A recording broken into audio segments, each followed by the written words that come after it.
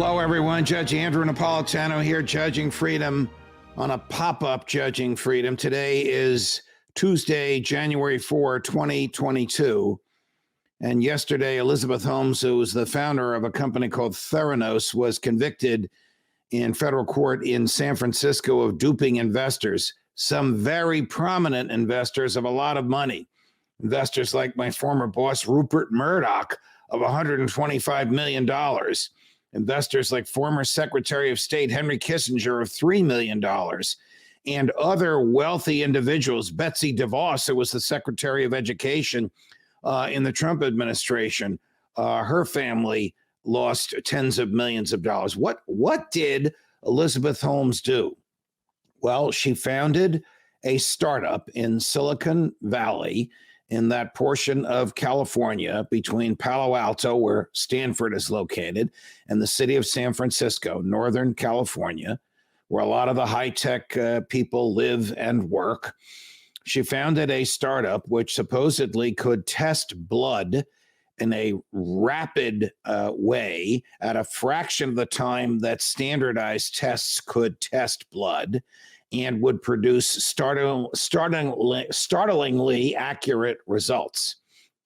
Turned out, of course, that it was all grossly exaggerated, but the exaggerations were gross and profound because they included in them endorsements of competitors who, of course, wanted Ms.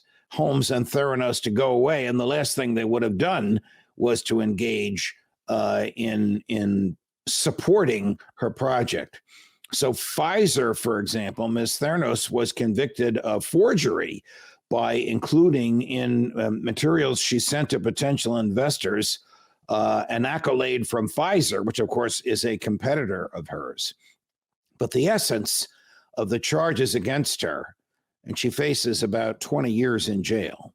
I'll tell you why it's only 20, because hundreds of millions of dollars were duped out of investors.